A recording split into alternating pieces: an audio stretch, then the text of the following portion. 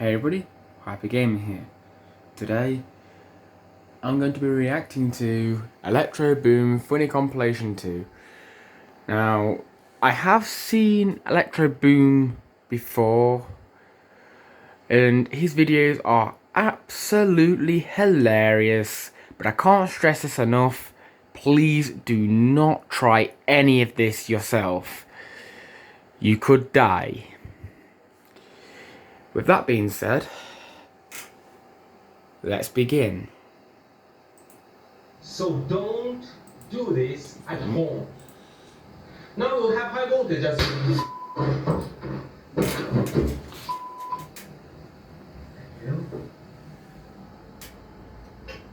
Let's short something. Okay. Retry.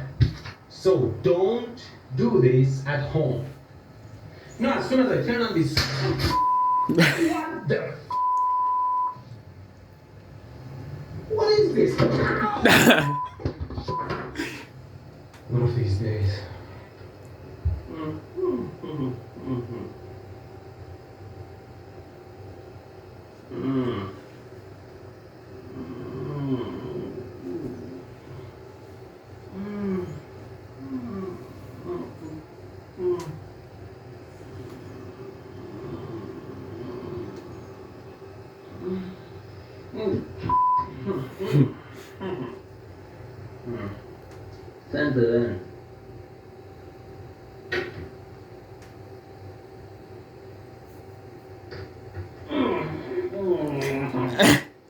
Ouch.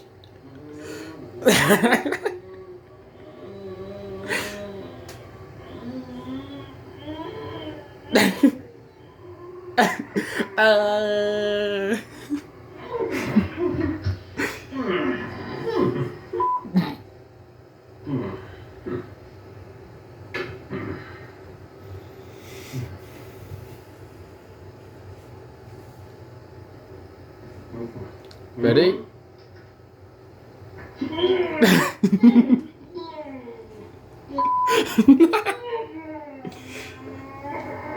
Ouch.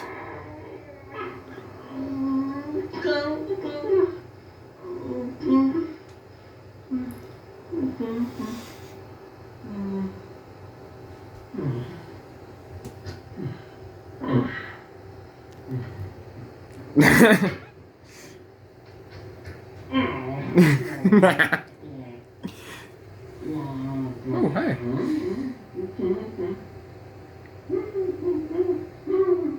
And here is my handicraft. Let's measure and see where we are. It's higher. Ouch. I made my own taser back in my old video. The arcs can jump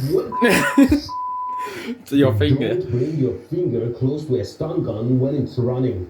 Everyone can build something like this or even stronger, but it might not be legal everywhere.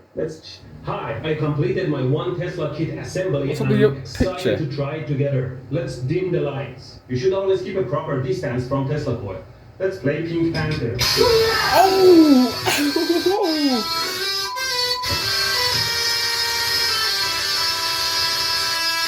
Might actually follow the standards.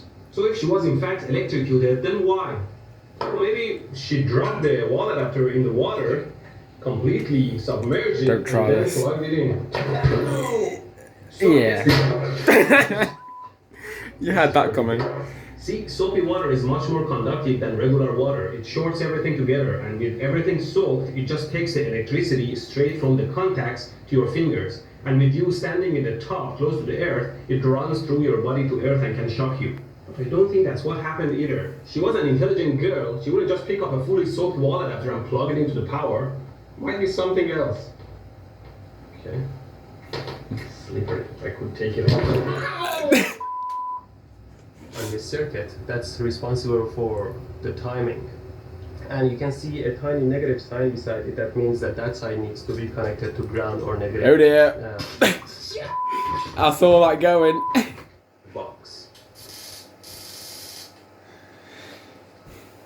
The tip of the gun here simulates a human finger. Ouch. Always be careful with your tools. Now, they usually zap a completely assembled unit. But sometimes it's also beneficial to zap a bare board like this one and see what happens on the actual board. Ouch. Never hold the board you're zapping in your hand because the ESP will jump to your body through the board. Now to check my body tolerance, I set the output to minimum. At 0 volts, it's pretty... No dear. Oh, I set it to max, really lethal in your mouth, but I can do that too. Oh! Stupidity. My elbow was sitting on one of these wires and the current went through my tongue to my elbow. Even I can feel the electricity with my finger, so I'll put it in the water. Nothing. Let's get close to the wires. Nothing. Still nothing. Oh, I'm starting to feel it here. What is this? Oh, there's a cut on this finger and the electricity can go through it much easier. You know, the flesh under the skin is much more conductive. I have a solution that will make you work out for dear life. It's called workout or die. It's a simple I've seen device. this one. It's a belt that you tie around your belly with a tiny device that senses your motion. As long as you move, you're okay. But if you stop for any reason, it'll zap you like a mother. You will move no matter what, or else you will feel them. Hey.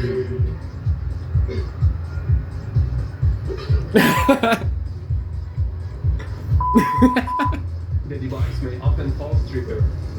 The belt is very hard to open. It's made of very durable material resistant to sharp objects and it cannot be cut.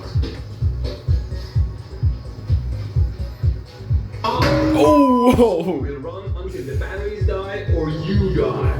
Just kidding, we have never had failed batteries. Please don't hurt anyone, including yourself. The device is very simple. It runs on 2 AA or AAA batteries and has 2 electrodes on the bottom and turns on with a switch. Now if you don't move, it says... Look at this. It's like the entire city of New York in here. Let's see if my thermal camera can figure out what's broken. Obviously the heat is coming from that corner of the board. I wonder what it is. How hot is it? Wow, 135 degrees Celsius? Wow. So this black chip is broken, and judging by the number of inductors around it, I assume it's the main power supply for the board. I made this simple circuit and I'll plug it in. Now the circuit is hot and the voltage is on the... Something you must never forget is that some capacitors, like electrolytic ones, are polarized and you must never connect them backwards or they'll blow up. Now I have replaced the capacitor on my circuit and I'll plug it in. Bro. In addition to polarity, the capacitors must be rated properly to be able to handle the voltage across them, or they will blow up, obviously. To measure the 120 volt AC, I put the meter on AC, and I measure the voltage. Oh my God! Ouch. Sometimes when you're probing a line, you might touch the probes, but never forget about the voltage on the probes. And each pair is attached to one of these no. which we can plug them into the wall power plug. Really, do not try this one yourself. Please join me for the first time to hear how it sounds. And 1, 2, 3, 4. Ow.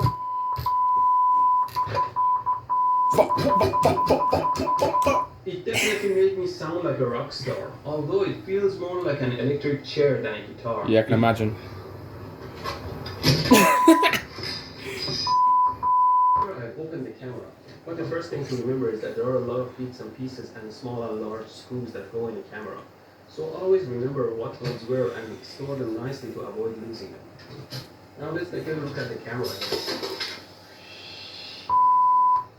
There are a number of electronic circuits in the camera and there are connectors everywhere, like this one, a connector here, 2 connectors there, 1 connector here. This is actually a connector, and if you can see, there is a connector under the connector here. And if I flip the camera, and you can see the lens here, and if I remove the lens, you'll see the giant flash capacitor right here. Ow! Piece of shit! Ow. Apparently the flash capacitor is holding around 300 volts Ouch. charging it, and it can hurt a lot if you touch it. So I removed the head and rotate it and mount it on the tail by piercing into the tail. Well, never pierce a hole towards your body. This tail is a little bit tough, so I'm going to drill a hole into it. Really? Oh!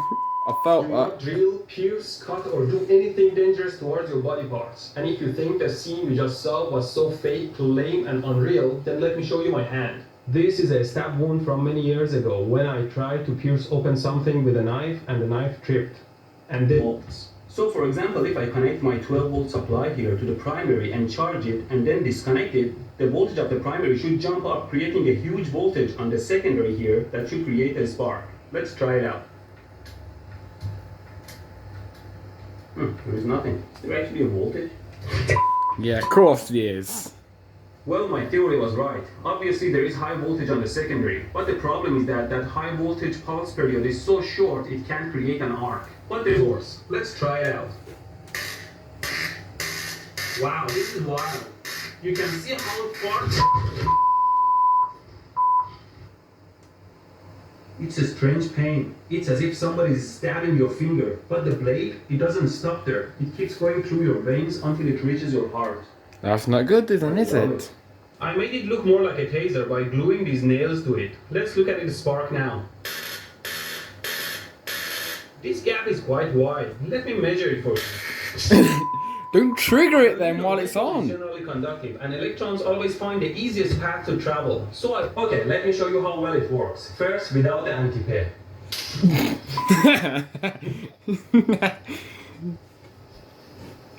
I don't think that should have happened. Oh. Oh! If I can just pass these cables under the table here. Ah, ow! I felt that. Always finish your wiring before connecting to your power supply. Now instead I'm going to use my power limited supply up here that will drive this pump that's made of this DC brushed motor here. And it's going to run fluid into the cylinder back here that will move it around. Now I enable the power supply. Oh! Always double check your connections. Using the knife is dangerous and will not work. I've seen some women back in Iran that burn their arm hair off on a stove, and I'm gonna try that. I have my lighter fuel here and my fire extinguisher in case anything goes wrong. Just put a dab of this on my mustache, and I'm ready to go. What are you doing?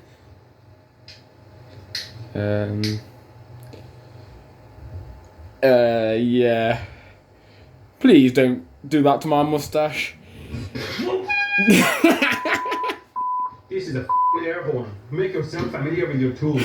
Oh my god. The fuse box should be somewhere in here. Ouch. The hood has a stand that has to be securely placed into the hood hole. Prop it up properly then. I'm gonna shoot the box. I put the bullet in, and there's a switch here that acts like a trigger.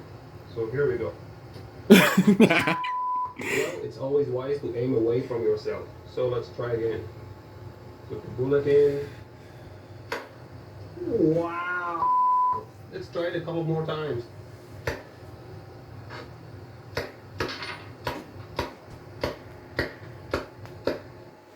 100 ohm resistor and connect it to the output to see how the waveform changes.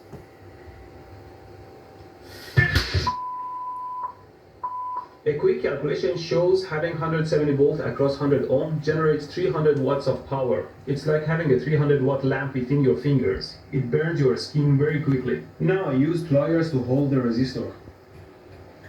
See, the output voltage drops, but with very small ripples because there is a lot of filtering. Wow, I was holding that. I let it cool down for a while and the ceramic core takes a long time to cool down, and now the hell? The hell? Why bad things happen to good people? Oh.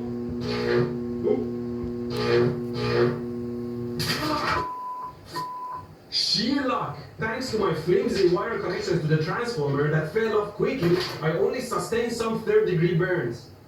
My stupid long sparklers made my structure top-heavy, which of all people fell right on top of me.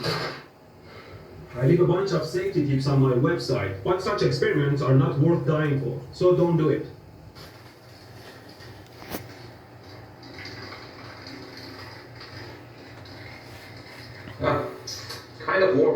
It's a little bit weak though. Nothing that a strong drill battery can take care of. This baby is 12 volts compared to the two double A's that are 3 volts total. It's gonna give it the oomph that it needs. Okay, let's power it up. Ow. I better do this stupid that you will regret for the rest of your life.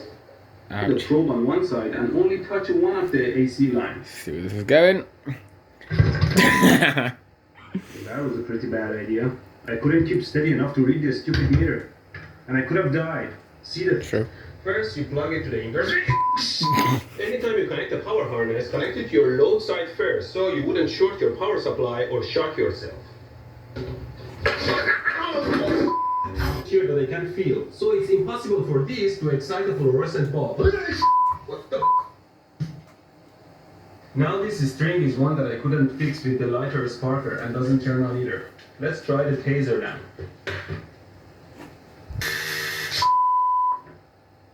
You should know better not to get too close to high voltage. Nah, you heard me. Oh dear. Increase the voltage a little bit. Okay, let's do 100 volts. Ready? Should be less painful.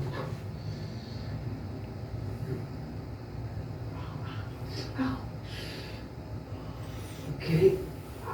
Ouch. What the? Ow. Ow, what the is the current rising? Ow. Ow. Seems like at higher voltage and current, the skin doesn't limit the current anymore. It is failing one way or another, and its resistance is dropping, increasing the current. It'll be a hell of a pain. Oh god.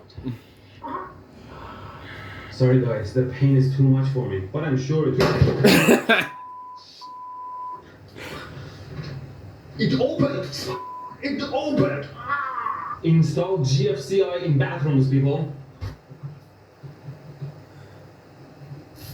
I heard that. Ow.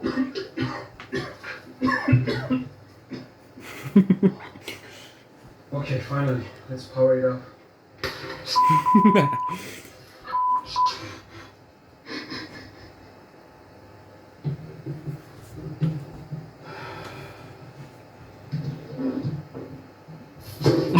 It's starting. Let's turn it on and see how it looks like. Gee, that's bright. Can be very intense and directional, so don't look into them directly as it may hurt your eyes. I like to put it on my tongue, but before that, I have to reduce the voltage to something like 1 volt, because you know, the resistance of the tongue is much smaller than the skin. And still, if I short the power supply, I get the same 150 amps. Okay, you can see it still sparks. Let's try it out. I thought I set it to 1 volt. Oh. Don't completely trust the gauges on your instruments and always double check them with a meter. That was intense. That was absolutely hilarious. You want to see more videos like this? Leave a like, subscribe to ElectroBOOM, which a link will be in the description. Subscribe to subscribe to Justin Sieber. I think that's how you pronounce it.